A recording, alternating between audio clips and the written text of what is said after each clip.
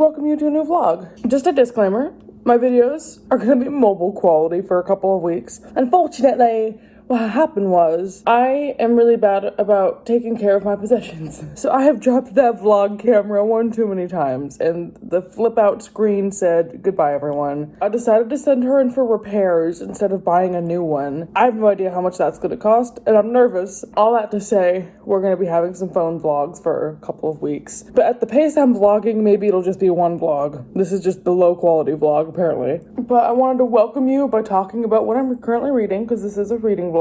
And honestly, it's gonna be a good one because I'm reading One Last Stop by Casey McQuiston. And I should have known, but Casey McQuiston is coming in clutch with their writing style. I am loving this. I am like 100 pages in, already tabbing a ton of funny quotes. Casey's writing is so probably the most realistic writing style of like young adults interacting with each other. And part of it is because Casey is Southern, so there's like so many little things I can relate to. But I love the way that they write friend groups. This book is about August, who for 18 years grew up with her single mom that was obsessed with solving the crime of her brother, August's uncle's disappearance. So all she's known is like sleuthing and going through files. And obviously that was toxic for her, being burdened with that responsibility since she was able to walk and talk. So for the past couple years while she's in college, she like transfers around trying to find like where feels like home to her. At the beginning of this book, lands in New York City, sees an ad for an apartment for wanting an LGBT plus friendly roommate. So she just moves in with these folks randomly. It's like a boyfriend and a girlfriend, this guy that never really talks, and her, and like this broken down Brooklyn apartment in New York. Those are all side details. The crux of the plot is kind of what's on the cover. When August is taking the subway into the city to go to college, she meets this girl named Jane on the train who she's like entranced with, and she's so cool and like, you know, is always there on her commute because they take the same train to and from wherever they're going. But what we've just realized around the 100-page mark, and this is in the synopsis, so it's not a spoiler, Jane has looked the same since the 70s. So those sleuthing powers from August's childhood come back, and she's like, who is this woman? Is she a ghost on the train? Is she a time traveler? And all of that just punctuated by the fact that Jane and her have such chemistry. I'm loving it. Like, this could genuinely be my first and possibly last 5-star book of the year. Like, the scene I was reading last night just cracked me up because she's finally talking to her roommate that's a psychic about, oh my god, I think this girl might be from the 70s. I found a picture of her in the diner I work at from the 70s, looking the exact same she is on the train. She is talking to her friend and goes, wait, holy shit, she is always wearing the same outfit. And he goes, you only just noticed she has one outfit? And she replied, I don't know. It's ripped jeans and a leather jacket. Every lesbian I've ever met has that outfit. I laugh. It just fills me with joy. This is a book I actually look forward to, so hopefully I'm gonna get back into reading consistently this vlog rather than just like going on TikTok. The thing about a Friday night is I will be hanging out with John Paul. I don't know if you guys have been here since 2016, but if you have. Don't like my zit. John Paul and I were besties back in the day. Bombastic side-eye. John Paul and I are besties. I don't, like, would people remember Do people know me? We'll find out. I feel like people would only know me from your Instagram lives if they were part of that. You told me I should vlog with you here. What do you have to say? What the heck come after 6? Fuck her right in the pussy. What are you currently reading? Chain of Thorns by Cassandra Clare. I cried at work today. In the absence of me finishing that series because I have no brain cells to do so, John Paul is here to guide us through. I have every single book and short story organized in timeline order in a notes in my phone. I mean, I act like that's not me and Shatter Me, but I'm like, oh, who would do that? Did you read Believe Me? No. Good. Solidarity. Don't want to. I haven't mentioned that I haven't read it yet on the channel, so that's... Exclusive. That's the Here announcement. on Today News. Whitney, don't give a fuck about Shatter Me anymore. Okay, I'll show clips of when we see Trix and Katya. I'm excited. Anyway, has anybody seen Katya? We know she's right there. Oh my god, it's theater.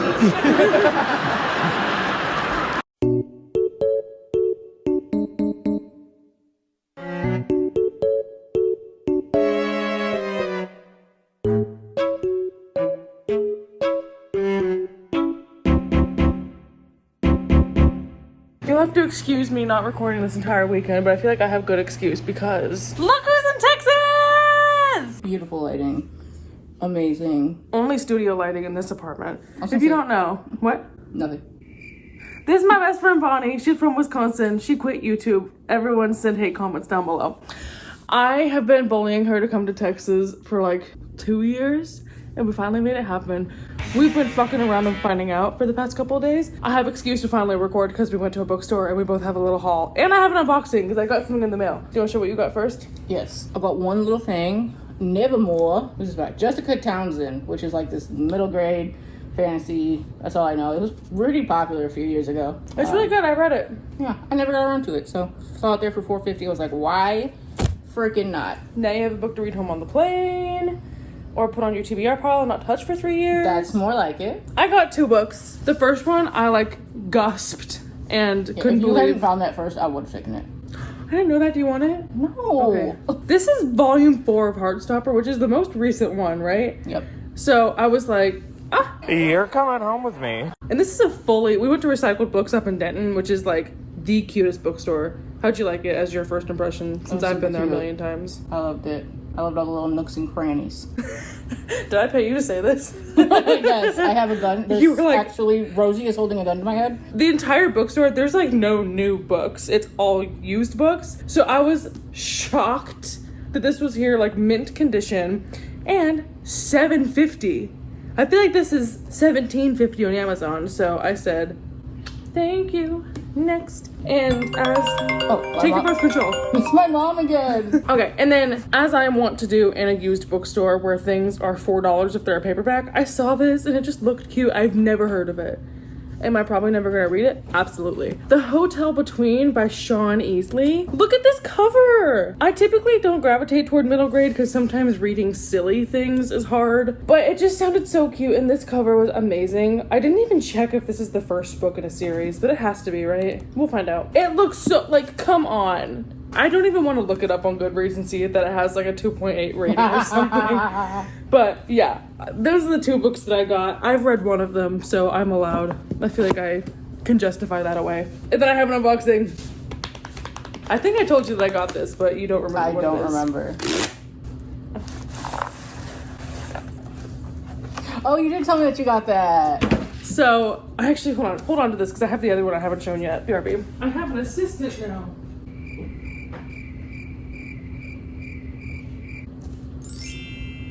I can't wait to see what editing Whitney is gonna find in those 10 seconds. So, both of these, I saw these on Amazon. I got them from Book Depository, so you could just get them directly from Book. Does Amazon own Book Depository?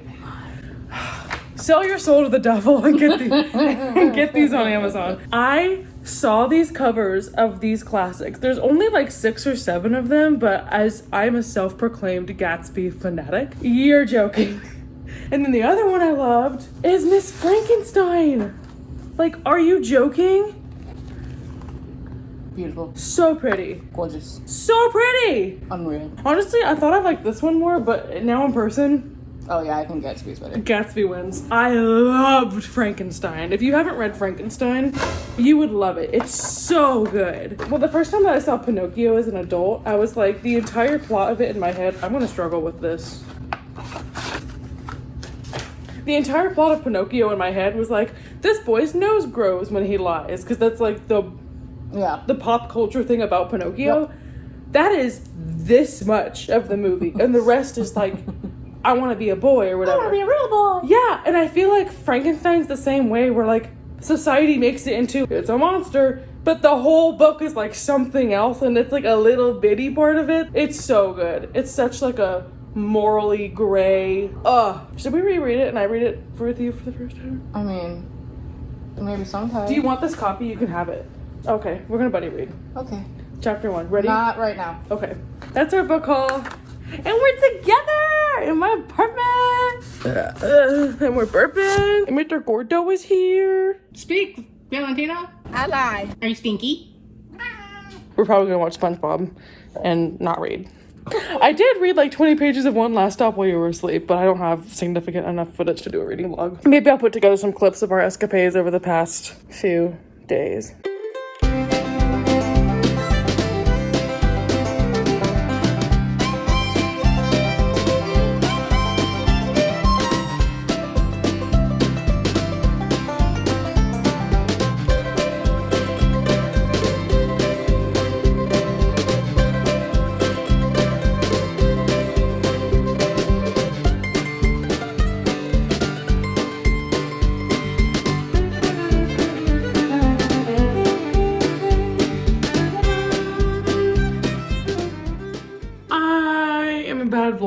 exceptionally bad because I just went to Barnes & Noble and didn't even record anything. We are 3 days away, somehow, from North Texas Teen Book Fest, which I go to mostly every year. None other than tahereh mafi is going to be going this year. And this might be a good time to admit that I have not read this. So I went to Barnes & Noble and picked this one up because I'd rather get it beforehand and try and read it before I meet her, even though there's a sequel, and I also haven't read her second contemporary that came out. I'm behind. I have like an hour and a half before therapy.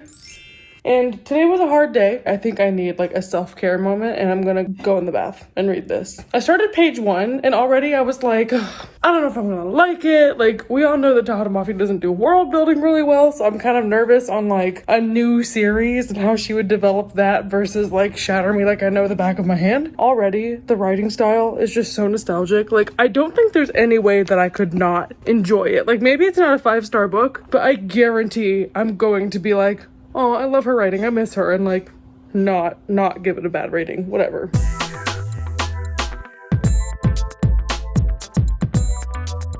We are on location at North Texas Teen Book Fest, but if you know, you know. Oh, they're usually all signed. She said, you're gonna buy it. She looks at me, and I look. Look at you. Hello, my name is Chloe Gong. Hi guys, I'm tahereh mafi. I'm the author of the Shatter Me series. I think that we use fantasy for sure as a metaphor to talk about real world issues. It's almost impossible not to reflect on, either current issues or traumas of our past, and the things that we write, we're sort of exorcising them out of ourselves. And I seldom realize what I'm doing as I'm writing the book. It's usually a couple of years later that I look back and I'm like, oh wow, I was really working through something. I think one of the most incredible things about writing for and about young people is that we get to tap into those extremely heightened emotions. Because as a young person, I'm sure you felt this, I certainly felt this as a young person. I felt like people were always dismissing my pain, always dismissing the level of emotion I was experiencing at any given time. And yet, you are as old as you have ever been, and this feeling that you are feeling is the greatest it has ever felt. Mm-hmm. And so it is the biggest thing to you.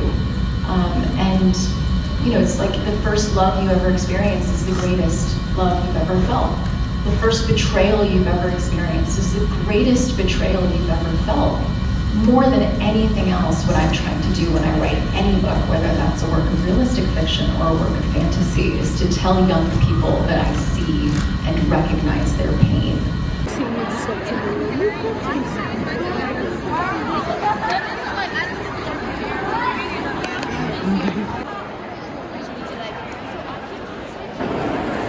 We're in line. We're in line. I'm gonna vomit. There's like 10 people in front of me. Screaming, crying, throwing up.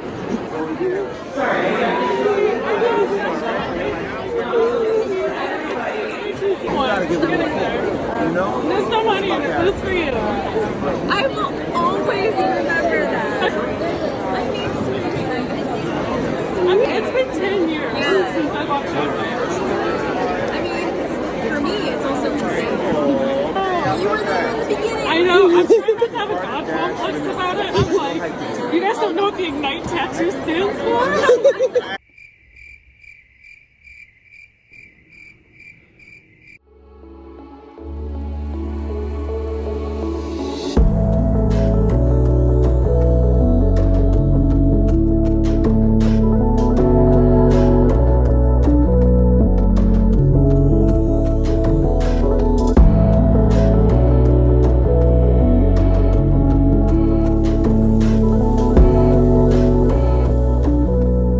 Okay, it's been an eventful past couple of weeks. My friends have gone home. I finally have time to sit on my couch and do some reading. It was my goal to finish this before I saw tahereh last weekend, but clearly I had to take an L and hope she didn't see the bookmark in this. Did I pause reading 2 of the books I'm currently reading to start this, and now I'm like wanting to finish this before the other 2? Yeah, I'm like 200 pages into this, and now I know why I put off reading this. I might have flown through this as an arc and just bolstered on the excitement of like new fantasy content from Tahereh. But it is boring. This is a Persian-inspired fantasy world where there's humans and jinn. They're supposed to be living in harmony now, but there's like a prophecy that there's gonna be like a jinn with ice in their blood that is gonna take over again for the jinn that have been oppressed for hundreds of years now. And it follows a guy and a girl in third person. The girl's name is Eliza, and I know it's not Cameron, it's Kamran, it's probably Kamran or something like that. Because it's a fantasy world, the writing of this is so weird. Everything she says is really convoluted. I'm cool with her branching into a new writing style, and it still has like the undertones of lyricism and like really nice word choice, but I feel like some of the sentences are just rambly, and the character dialogue, combined with it being in third person, just comes off as so starchy and like unpersonable. I'm halfway into this, just about a little under halfway in, and I feel like I'm just now getting to the action, and it's not even that actiony. The book feels pretty repetitive. Like, yeah, it's cold and this girl has to walk places. Like, really nothing has happened in 200 pages now that I think about it. I think what will save this book is unfolding romance, which has not happened yet, but I'm really missing first person writing style, and I just want some plot. I don't know, I feel like the unveiling of information in this is also really weird. I mean, it's gonna be really tragic if I don't end up liking this book, because I have to keep it forever. I am liking the themes that this is setting up. The thing I love about Tahereh characters and just like tropes in general is characters who are so positive despite having shitty circumstances thrown at them, which I feel like is the girl. And the guy is just like angry. When those two things come to battle it out, I think it's gonna get interesting. But right now they're pretty separate entities. They've interacted like twice in 200 pages. If I was 200 pages into Shatter Me, we've probably already had like 5 kisses. So I'm learning how to be an adult and deal with different pacing. If you go into this being like, oh, it's gonna be like quintessential Tahereh mafi, it is not. It is very different. And I'm not discounting it for being different, but I just wish it was more interesting. Maybe it's just book 1 syndrome. We have to be led into the plot, but I'm just gonna keep reading. It's difficult to focus because I'm like, can I please get a waffle? I just sat here and posed for a thumbnail like this is gonna be the thumbnail. Also, I promise I'm not just being overly critical to be overly critical, but the fact that this book doesn't have a map is criminal. That's all. Change of scenery. I'm in New Orleans. At the carousel bar with my bae. Should we kiss on camera?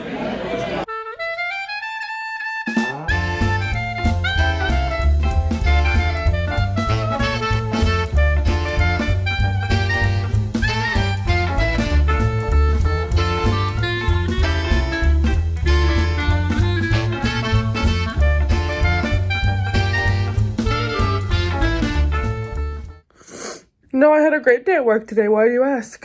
I just edited the beginning of this vlog last night, and not bad. However, I've not finished a single book that I said I would. I think while I take off the remainder of my makeup, I'll talk to you about how I got sidetracked and I read a completely different book. So you know how hot girls have the problem where if you have something savory, you need a little something sweet? Well, I have a problem where if I'm reading something really good, really entertaining, or requires brain power, I'm gonna need a really stupid read. Please hold. I would like to reiterate that I had a really good day at work today. So I know I'm in the middle of 3 books, but if I'm gonna get my money's worth for Kindle Unlimited, I have to at least read like 2 books a month to make the $10 worth it. I got a TikTok on my For You page of Lillian Lark talking about her monster romances. And I know what you're thinking. Whitney, you have to stop reading monster romances. Why do you prefer monster romances to regular contemporary romances? The therapist is not working. But listen, it's so garbage that it's good. I had some Kindle credits that were gonna expire, so I shelled out some money for this.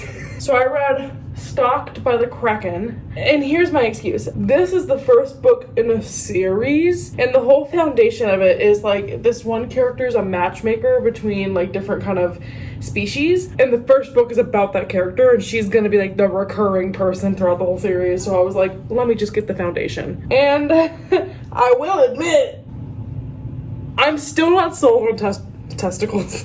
There's a little bit of an ick with tentacles, because, like, put that thing back where it came from, or so help me. The guy in this book is able to shapeshift between a human form, so it was, like, kind of okay. But the premise of it is that this main character, she owns this, like, sex house, and she's a witch who has the ability to, like, matchmake. She can, like, see people's auras, so that's her whole shtick. So she's used to just working there and being the person organizing stuff, but then this guy sees her, and it's called Stalked by the Kraken, because he's just, like, interested in her, so he follows her for a week. That part's kind of skimmed over, but then, like, they meet. I'm done taking off my makeup, we're gonna go back in here. And thus starts their storyline. What this author lacked in, like, cheesy dialogue and, like, not the greatest plot, she made up for it in dirty talk. The dirty talk in this book was amazing. It had a little too much plot for me, and I'm not mad about a plot. Like, we can put a plot line in books, but I hate it when, not hate, I don't love it when the author gives the character like a whole side gig, and then the book is basically about their job. Like, the Kraken in this book also takes down like sexual predators, which good for him, but then the end of the book turned into like this thriller about how they're gonna take down the bad guy, and like, oh my god, the corruption of the town. It's like, girl, this is tentacle porn. Like, know your worth. We don't need plot in this. I think I would give it like 2.5 stars. It did the job of just being something easy to read. It is 6:30. I am so happy it's still light outside. Like, that is the best news of my life. Thank you, daylight savings. I know I have 3 books to read right now, but I think I want to get further into Deceived by the Gargoyle, so the rest can wait. I need you to know this is what I look forward to at the end of every day. Not even at the end of every day. Just every day, this is the only thought that gets me through every hour. My bed. What doing? I have a snack and the comfiest bed in the Western Hemisphere.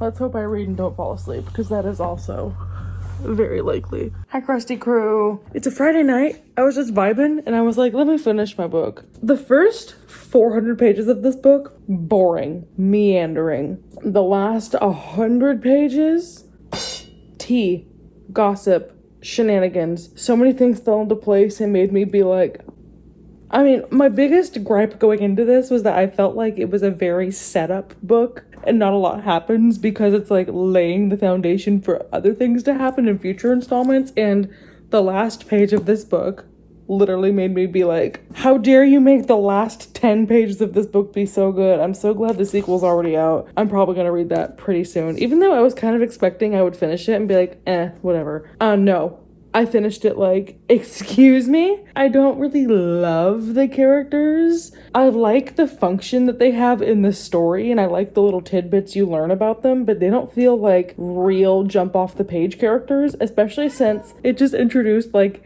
the enemy kingdom. But it's one of those things where it's like, the only thing they know about the enemy is that they're being told it's the enemy, but they really know nothing about them. So the book ends in a place where you're gonna find out more about that. And I'm like, I have no idea where it's gonna go or whatever romance is gonna develop. This was really light on romance, and I thought the romance was really insta-lovey. So I was like, she's gonna pull a Warner Adam love triangle. There's no way that she's writing insta-love in a 500-page book. Like, it was crazy. The 2 characters, like the seamstress and the prince, only interacted like 4 times in this book, and like on the 3rd time they had their first kiss. It was super random, so I wasn't really rooting for their relationship. And now that there's other men available, and women, but I don't expect her to make this LGBT. Now that there's other options, I'm like, another thing that was kind of weird about it is the way that information is unveiled in this is so weirdly staggered. The characters know everything up front. And honestly, it's really hard to talk about this because I don't know what's even considered a spoiler. So typically in a book, it'll be like,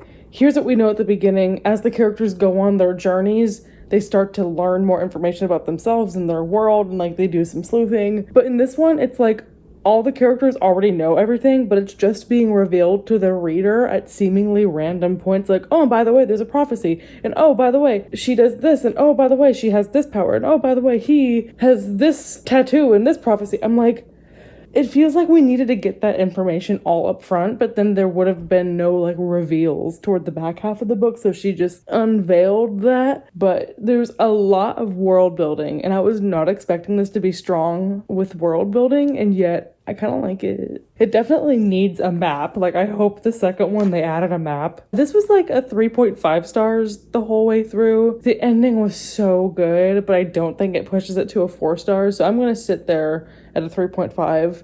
I mean, I still am in the middle of a couple of other books. Oh, wait. Just kidding. I have another update too.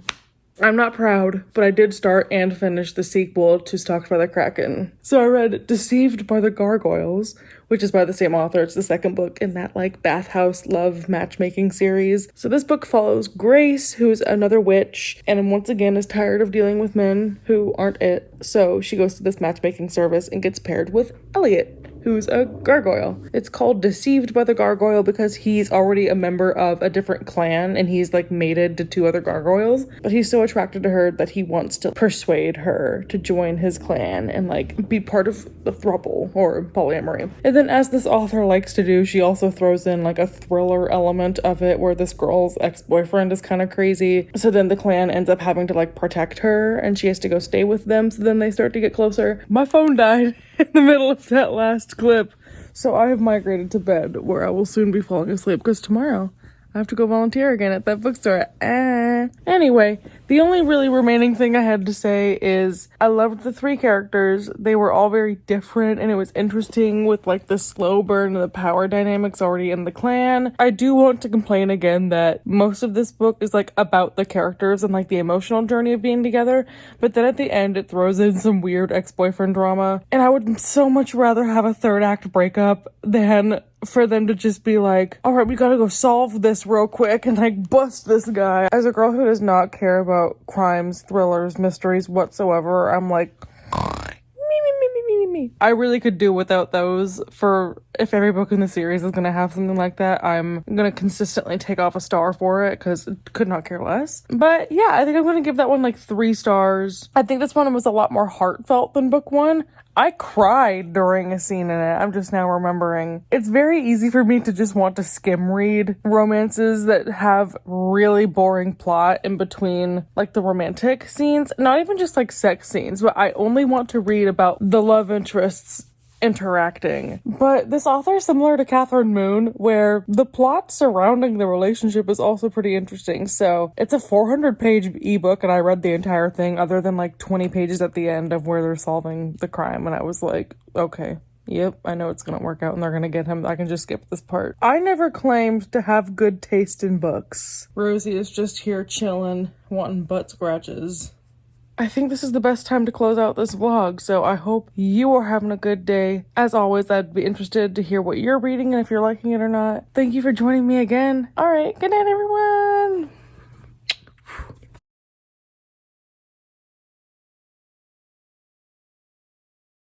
I don't think I can adequately explain to you the obsession I have with the song called Glue by Gigi right now. If I could and not get copyrighted, I would just sit here for 3 minutes, 5 minutes, and force you to listen to the entire song with me. But in the absence of free will on the internet anymore, I found the chords for it. So I'm gonna butcher it by doing this anyway. But you should go listen to the original. You are my flaw. You are my thorn. You are everything I've ever needed and more. And don't be too flattered. These songs are for you. Sorry, Bonnie was texting me about the smut that I'm currently reading and I had to give her the tea, so take 2. But I should face the truth. You found someone like you. Someone that'll get high the way I refused to. And maybe that's the flaw we had all along, trying to make it stick when I am water and you are glue. And in all that I do, you're dripping. Okay, I'm done with high notes, but you get it. Oh my god. And the beat drop during that part. Oh my god. Okay. I can't stop listening to it.